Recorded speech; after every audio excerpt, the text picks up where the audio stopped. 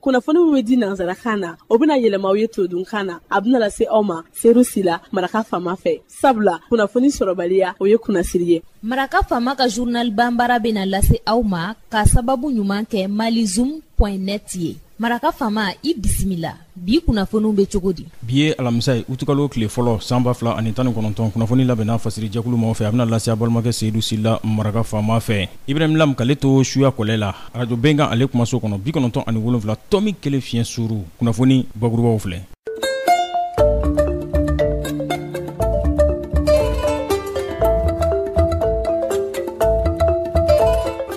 Ministri ɲɛma dɔgɔtɔrɔ Bubu Sise a ye taama dɔ daminɛ bidonya in na a b'a lase jamana duguba 5nan na. Wulikajɔ kun ye kolosumali bɛ se ka na jamana kɔnɔ cogo min na. Cakɛda min bɛ n'an ko ma projet Mali Justice a ye don kɛrɛnkɛrɛnnen dɔ a ye o ɲɛnamaya seko ni dɔnko o lahalaya kan u k'a ma angilɛkan na ko Future for Justice. Kɛra kunungo nanzaraw ka yɔrɔ min b'an fɛ n'an ko ma Institut Français a kɛra yen nɔ. Silamɛru minnu ye kuma sɛlɛkunbɛlɛkubaw ye ani teatribɔlaw u y'olu bila ɲɔgɔn dan na lahalaya caman kan mun bɛ jamana gɛlɛyaw kofɔ kɛrɛnkɛrɛnnenya la kiri lahalayaw. Kulu min bɛ n'u ka ma système ouest africain d'accréditation n'o de bɛ yamaruya di fɛn min ka dɔn ka fɔ cakɛyɔrɔw ma u ka baaraw bɛ se ka waleya cogo min na olu ye wulikajɔ kɛ u ka baarabolo lahalayaw la donbaro la kumabaw olu ye nin ye minnu bɛna walawala aw ye sadani na aw ni ce maraka fama ka journal bamara lamɛnli la.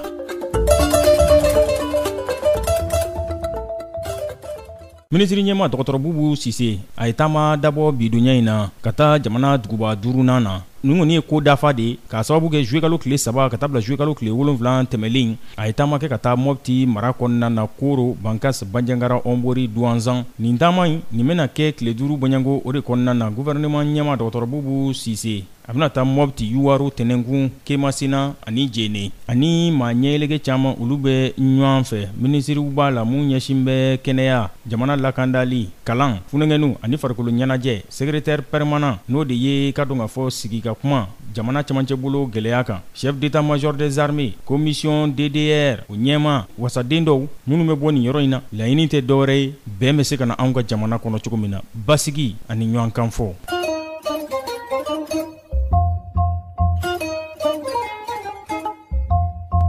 Baarabolo min bɛ n'an ka ma projet Mali Justice u ye don kɛrɛnkɛrɛnnen ɲɛnamaya kunungo a kɛra nanzaraw dagayɔrɔ min bɛ anw fɛ yan n'an ko ma Institut Français u ko nin don kɛrɛnkɛrɛnnen nin ma angilɛkan na ko Future for Justice. Silamɛru n'olu ye kuma sɛlɛkunbɛlɛkubaw ye ani catiribɔlaw u y'olu bila ɲɔgɔn dan na lahalayaw kan minnu bɛ jamana gɛlɛyaw kofɔ kɛrɛnkɛrɛnnenya la kiri bondakun kan. Directeur projet Mali Justice ale tun bɛ yen nɔ Jean Lavoie ministre min ɲɛsin bɛ funɛngɛnu ma u ka lasigiden tun bɛ yen nɔ ani mun ɲɛsin bɛ seko ni dɔnko ma o fana ka lasigiden tun bɛ nin kɛnɛ kan. Qui était mon père? Un pauvre commerçant qui voulait faire porter la culotte à l'éléphant. Qui était son adversaire? Un bourgeois émergent qui connaissait les dirigeants de... Silamɛru ka nin kuma sɛlɛkunbɛlɛku nin de kɛra ka i ka dɔn ka fɔ ɲɔgɔndan ka don kɛrɛnkɛrɛnnen ka nun don seko ni dɔnko bondakun kan. Silamɛr maa 10 ani teatribɔla groupe caman u y'olu bila ɲɔgɔndan na minnu n'u y'u tigɛ sigi jamana gɛlɛyaw kan kɛrɛnkɛrɛnnenya la kiri lahalaya. Jean Lavoie ale ye projet Mali Justice o ɲɛmaa ye ale k'olu ka laɲini tɛ dɔwɛrɛ seko ni dɔnko bɛ se ka kɛ fɛɛrɛ ye cogo min na ka gɛlɛyaw ka tigɛkɔni siw la yaasa jamana fangamarabaw u bɛ se ka fura ɲini u la cogo min na. A ko bana dɔnnen o de furakɛli ka di. Directeur projet Mali Justice Jean Lavoie a tilara ka farankan kɛ kuma la ko olu bɛɛ bolofara 3 bɔɲanko olu b'o de taama mun bɛ dɛmɛ ko fɔ ka ɲɛsin an ka jamana fangamarabaw ma jamana a bɛ se ka taa ɲɛ cogo min na. A ko kiiri tigilamaw olu b'olu dɛmɛ ka to k'u k'a jo kalanbolow la u bɛ se k'u ka baara k'a ɲɛdɔn hali bi cogo min na baara bɛ ɲɛ u bolo ka tila ka maaw dɛmɛ u se ka kiri lasɔrɔli cogoyaw dɔn cogo min na kiri ɲuman bɛ se ka kɛ cogo min na jamanadenw olu ni ɲɔgɔn cɛ ani u ka wulikajɔ ye fɛn min ka dɔn ka fɔ kuma dɔw la u bɛ o maaw yɛrɛ dɛmɛ o musakakow la yaasa u bɛ se ka kiri ka o sira taama kɛ cogo min na.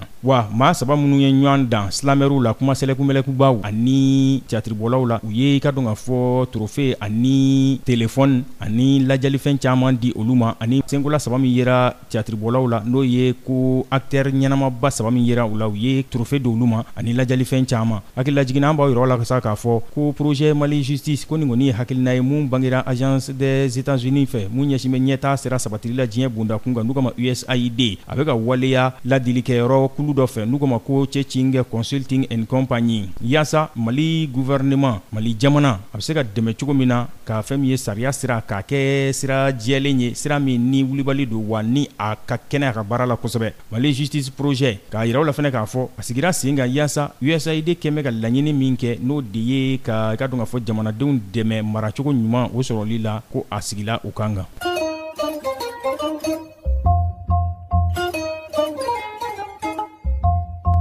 Kulu min bɛ n'an ko a ma système ouest africain d'accréditation SOAC o de ye minnu bɛ yamaruya di ka baarabolo waleya u ye lafaamuyali kɛnɛ dɔ sigi o yamaruya o dili kan. SOAC ko ale kɔni maa minnu bɛ ye a kɔnɔna na u ka yamaruya sɛbɛn ninnu bɛ se ka lasɔrɔ nɔgɔya la cogo min na k'u ka baara ye o de ye u y'u ka baaraw dabɔ san 2018 wa a sigira kabini san 2010 nka a ka baara ka yakubaya hali bi CEDEAO jamanaw kɔnɔna na o de ye laboratoire minnu bɛ yen ani fɛn min ka dɔn ka fɔ minnu bɛ yamaruya di baarakɛyɔrɔ ma ani minnu bɛ nin nɔ n'olu de bɛ jateminɛ kɛ fɛn dilanenw na k'a lajɛ n'u ni maaya bɛ taa ni ɲɔgɔn ye yamaruya bɛ d'olu ma u k'u ka baara kɛ cogo min na a ka laɲini ye o de ye fɔlɔ olu ka yamaruya sɛbɛn o de tun sɔrɔli ka gɛlɛn kosɛbɛ ko nka bi olu de bɛna nɔgɔya don u la u bɛ se k'o yamaruya sɛbɛnw k'a sɔrɔ nɔgɔya la cogo min na ani sɔngɔ nɔgɔ na nin ye directeur général ka kumakan ye SOAC cakɛyɔrɔ in tɔgɔ la n'o ye Marcel Gebagidi ye.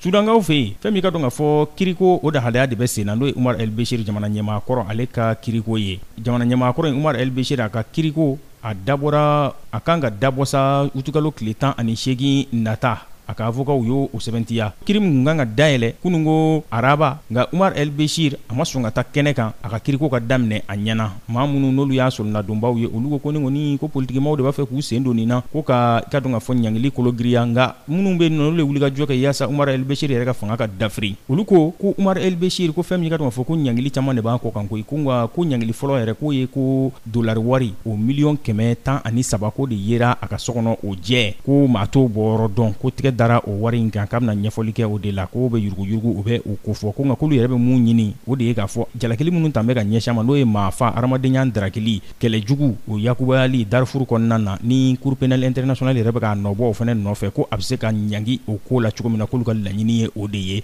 k'a ka taa kiri Cour pénale internationale ɲɛkɔrɔ nka maa dɔw bɛ yen minnu ye jateminɛkɛlaw ye olu ko n'i y'a ye ko Sudan fangamarabaaw bɛ fɛ a ka kiri ka k'i ko dɔwɛrɛ tɛ dɛ k'a bɛ se ka kisi Cour pénale internationale tali ma cogo min na ko u ka laɲini ye o de ye. Ni bɛ dan sigi bi la Seydou la min labɛnna fasɛrijɛkulu ma fɛ ka lase balimakɛ Seydou Sila maraka fama fɛ Ibrahim Lam k'ale to suya kɔlɛ la ni Ala ma ka jɔnya sini ye juma ye an na ɲɔgɔn sɔrɔ dɔgɔkun kunnafoni laban k'olu lase aw ma n'a b'a fɛ ka segin maraka fama journal Bambara lamɛn a bɛ taa malizoom.net ale sanfɛ www.malizoom.net maraka fama journal Bambara ka kunnafoni jatara ka laseliba n'a bɛɛ lajɛlen ne b'aw fo ka wale ɲuman dɔn k'a fɔ a k'an bɛɛ sini ni Ala sɔnna ma. Maraka fama ka bi journal Bambara lasera aw ma k'a sababu ɲuman kɛ malizoom.net ye.